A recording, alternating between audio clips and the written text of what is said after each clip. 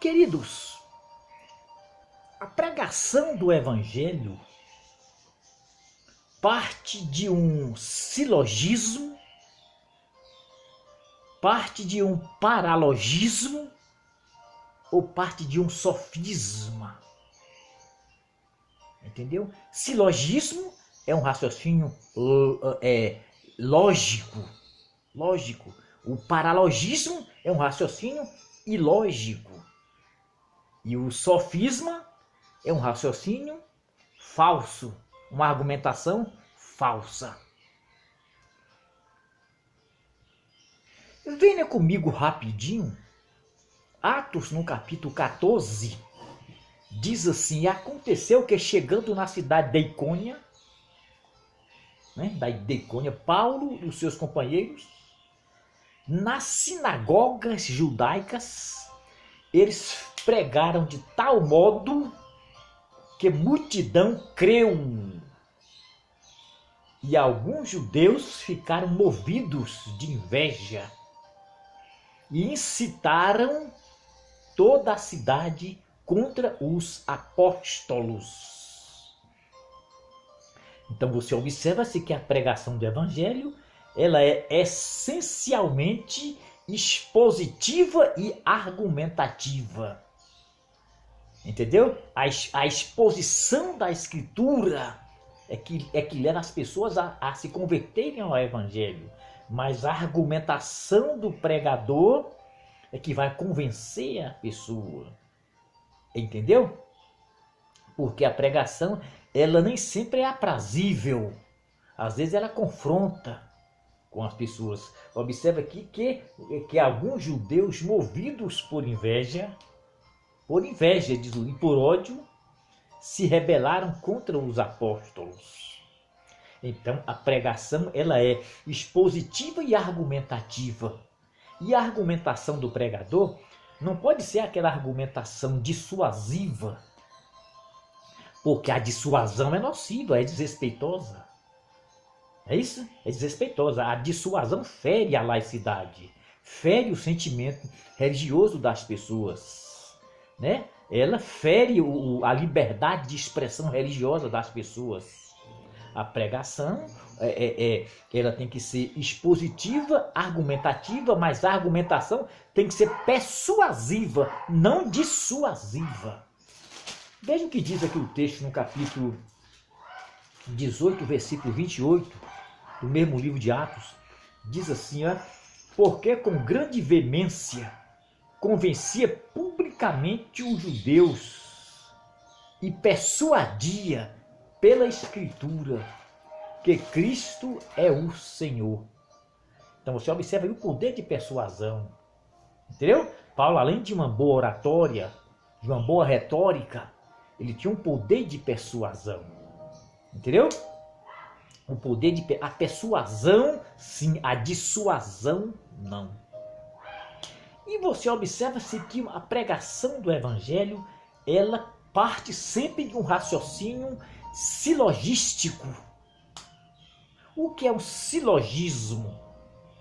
No pensamento de Aristóteles, o silogismo é, em síntese, é raciocínio lógico, que segue uma linearidade.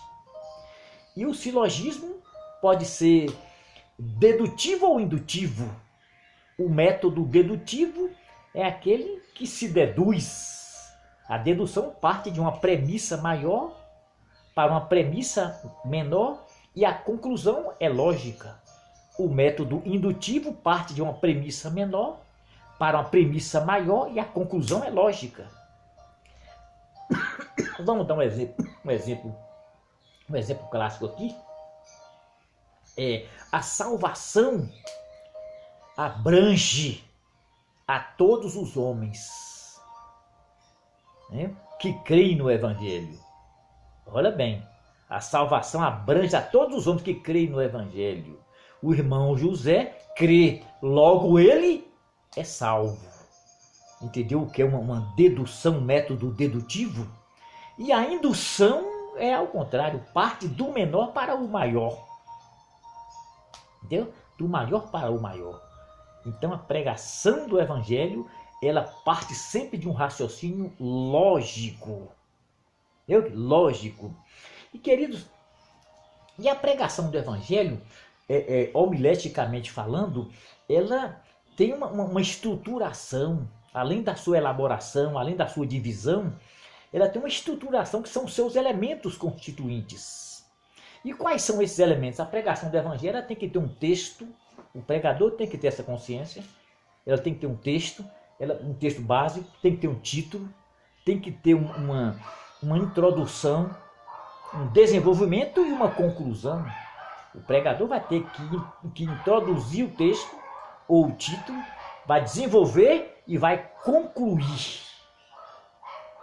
Entendeu? Vai concluir. E tem que ter entre esses elementos o que nós chamamos de coesão e coerência. O que é uma coerência aqui nesse contexto? É a harmonia entre as ideias e as colocações do pregador.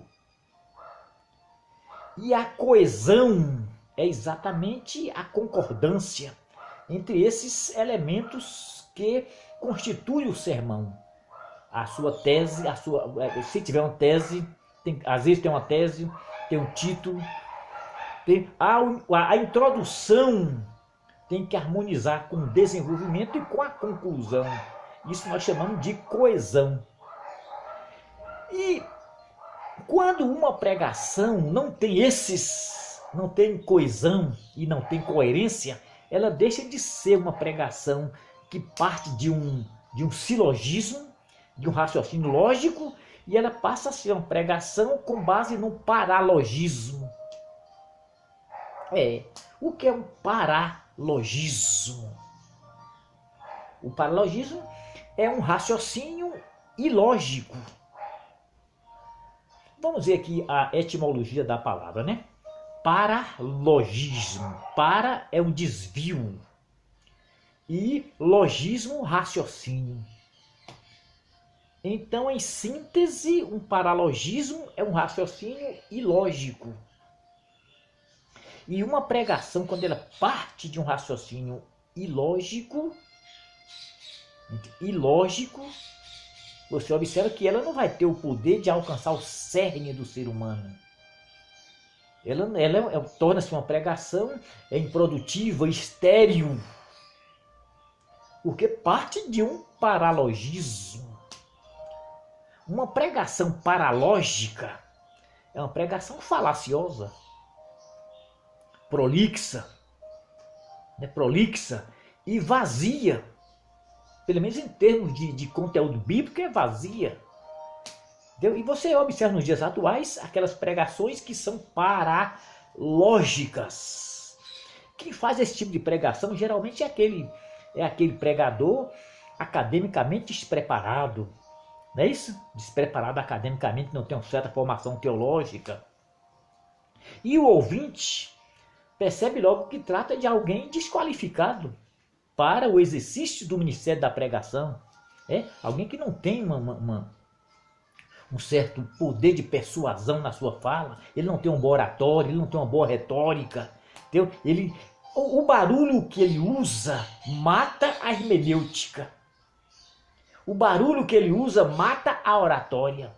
O barulho que ele usa mata a beleza da pregação.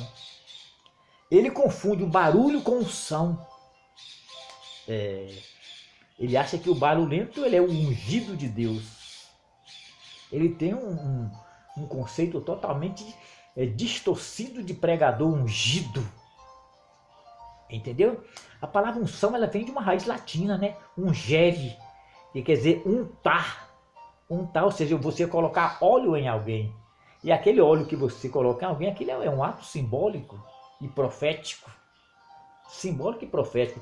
E essa palavra unção, ela vem de uma raiz hebraica.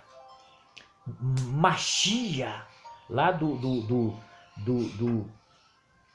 arcaico hebraico. Machia, que se traduz por Messias. Daí a palavra unção. Né? Unção. Então o barulhento ele usa o barulho como um subterfúgio para atrair as massas. Mas, queridos, a pregação, quando ela procede do paralogismo, não existe nela intenção, não existe nela maldade, não existe nela dolo. Entendeu? Porque a pregação pode ser também sofística. O que é um raciocínio sofístico ou o que é um sofisma? Um sofisma é um argumento falso, mas com aparência de verdadeiro. É um argumento bonito, dissuasivo, mas que ele induz e conduz ao erro. Isso nós chamamos teologicamente de sofisma, argumento sofístico, de um sofisma. Lá em 2 Coríntios, no capítulo 10, deixa eu ver se é 10 mesmo aqui, é 10 de Coríntios, 2 Coríntios, capítulo 10, versículo 4, Paulo fala assim: as armas da nossa milícia, elas não são carnais, mas elas são poderosas para derribar fortalezas e anular sofismas. Então, nessa perspectiva que paulina, o que é um sofisma? É uma fortaleza de Satanás, é um argumento perigoso. Entendeu? Porque ele tem aparência de verdadeiro, mas ele induz ao erro. Entendeu? É um argumento capcioso. Ele faz você errar o alvo. Sócrates chamou os sofistas da sua época de prostituto do conhecimento. Platão e Aristóteles dizem que os sofistas não são filósofos, eles são mercenários. Entendeu? Que a palavra sofista sempre no sentido pejorativo. Então, nessa perspectiva cristã, o que é um sofisma? Um sofisma pode ser uma heresia que é introduzida de forma quase que imperceptível. Os sofismas são pequenos, mas eles geram grandes heresias. Vamos lá para o Jardim do Éden, quando a serpente, que era uma personificação do diabo, veja o sofisma da serpente, veja a argumentação sofismática dela. Mulher, não foi assim que Deus quis dizer. Se tu comeres, tu serás igual a ele. Então ali surge a doutrina diabólica mais perigosa de todos os tempos, que é a deificação do ser humano. O homem se deificando. Observa-se que o que gerou essa heresia foi um sofisma. E o sofisma foi uma distorção da palavra. A serpente disse assim: mulher, não foi isso que Deus quis dizer. Veja a distorção. Não foi isso que Deus quis dizer. Aí está o sofisma. E a heresia está: tu serás igual a Deus. Querido, um argumento sofístico é perigoso, ele é devastador. Então a pregação do evangelho não pode basear num raciocínio sofístico. Tem que basear no raciocínio silogístico, no raciocínio lógico. Vamos dar um exemplo aqui de sofisma. Um exemplo de sofisma. O amor é cego. Deus é amor. Logo, Deus é cego. Entendeu? Viu aí o perigo do sofisma? Entendeu?